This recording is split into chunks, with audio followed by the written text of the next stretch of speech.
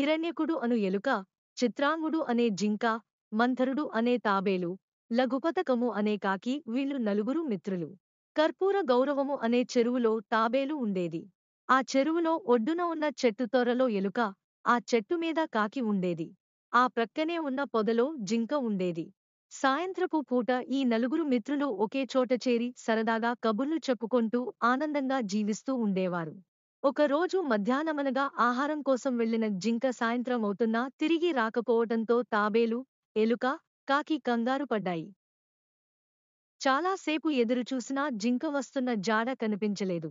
స్నేహితులారా, చిత్రాంగుడు ఇంతసేపైనా ఇంటికి తిరిగి రాలేదంటే ఏదో ప్రమాదంలో చిక్కుకుని ఉంటాడు అంది తాబేలు కంగారుగా. అవును నిజమే అన్నాయి ఎలుక, కాకి. ఇప్పుడు ఏం చేద్దాం అనుకున్నాయి ఆ మూడు. స్నేహితులారా, నేను ఎగిరివెళ్ళి అడవంతా చూసివస్తాను అంటూ కాకి రివ్వుమంటూ ఆకాశంలోకి ఎగిరింది. తాబేలు, ఎలుక చిత్రాంగుడు వస్తాడేమోనని నాలుగు దిక్కులు చూస్తూ నిల్చున్నారు. ఆకాశంలో ఎగురుతున్న కాకికి ఒకచోట జింక కనిపించింది.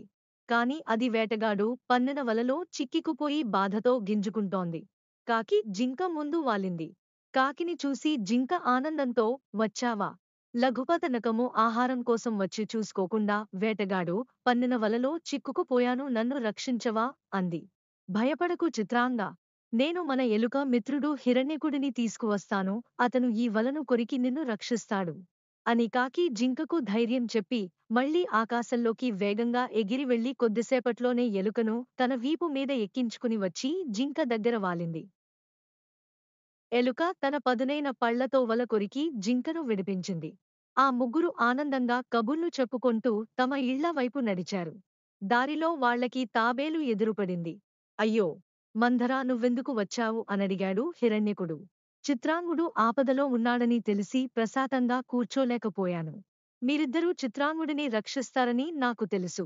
అయినా మనసు ఊరుకోలేదు. అందుకే వచ్చాను అంటూ సమాధానమిచ్చాడు మంథరుడు. అయిన స్నేహితుడివి అంటూ చిత్రాంగుడు ఆనందంగా మంథరుడిని ముద్దు పెట్టుకున్నాడు.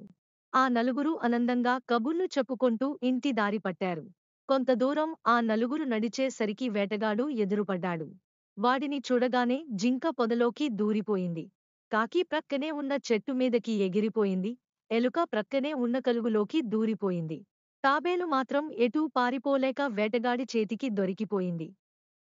జింక తప్పించుకున్నా తాబేలు దొరికిందని ఆనందపడ్డ వేటగాడు తాబేలును బాణం కొసకి తాడుతో కట్టి భుజం మీద వేసుకుని ఇంటి దారిపట్టాడు. వేటగాడు కొంత దూరం వెళ్ళగానే జింక, ఎలుక, కాకి ఒక్కచోట చేరి అయ్యో చిత్రాంగుడు వేటగాడి బారినుంచి తప్పించుకున్నాడంటే మళ్లీ మంథరుడు వీడి చేతికి దొరికాడే అనుకుని బాధపడ్డాయి. అప్పుడు హిరణ్యకుడు, స్నేహితులారా, మన మంథరుడిని రక్షించుకుంటానికి నాకు ఒక మంచి ఉపాయం తట్టింది అంది.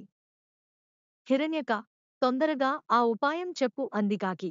వేటగాడు నడిచే దారిలో చిత్రాంగుడు చచ్చినట్లు పడి ఉంటాడు. అప్పుడు వేటగాడు పట్టుకుంటానికి మంథరుడిని కట్టిన బాణం క్రింద పెట్టి వెళతాడు. అప్పుడు ఆ తాడును నేను కొరికి మంథరుడిని తప్పిస్తాను అని చెప్పింది. ఆ ఉపాయం ఎలుకకి, కాకికి నచ్చింది. ఆ మూడు అడ్డదారిలో వేటగాడి కంటే ముందుకి పోయి ఒక చోట జింక దారికి అడ్డంగా పడుకుంది. కాకి దానిమీద వాలి ముక్కుతో పొడుస్తున్నట్లు నటించసాగింది. ఆ దారిలో నెమ్మదిగా వస్తున్న వేటగాడు జింకను చూశాడు. దానిమీద వాలికాకి ముక్కుతో పొడవటం వల్ల అది చచ్చిపోయిందనుకుని, ఆహా, ఏమీ నా భాగ్యం! ఈ రోజు అదృష్టం నా పక్షాన ఉంది, అందుకే వలలో జింక తప్పించుకున్నా ఇక్కడ మరొక జింక దొరికింది అని ఆనందపడుతూ భుజం మీద బరువుగా ఉన్న తాబేలును నేలమీద పెట్టి జింక దగ్గరకు నడిచాడు. వెంటనే ఎలుక వచ్చి తాబేలుకి కట్టిన తాడును కొరికేసింది. కాకి కావ్ కామని అరుస్తూ ఆకాశంలోకి ఎగిరిపోయింది. జింక పారిపోయింది. వేటగాడు కొయ్యబారిపోయి అంతలోనే తేరుకుని తాబేలు కోసం చూశాడు. అప్పటికే తాబేలు ప్రక్కనే ఉన్న చెరువులోకి పారిపోయింది. ఆహా, ఏమీ నా దురదృష్టం, చేతిలో ఉన్న దానిని వదులుకున్నాను అనుకొంటూ ఆ వేటగాడు ఇంటికి వెళ్ళిపోయాడు. ఎలుక, జింక, తాబేలు, కాకి ఆనందంగా తమ ఇంటికి వెళ్ళిపోయాయి. చూసారా, స్నేహం అంటే ఈ నాలుగు ఉన్నట్లు ఉండాలి. ఆపదలో ఉన్న స్నేహితుడిని ఆదుకుంటానికి అవసరమైతే ప్రాణాలను కూడా ఫణంగా పెట్టగలగాలి. పనికిరాని స్నేహితులు 10 మంది ఉండే కంటే అవసరంలో ఆదుకునే స్నేహితుడు ఒక్కడుంటే చాలు. స్నేహమేరా జీవితం, స్నేహమేరా శాశ్వతం.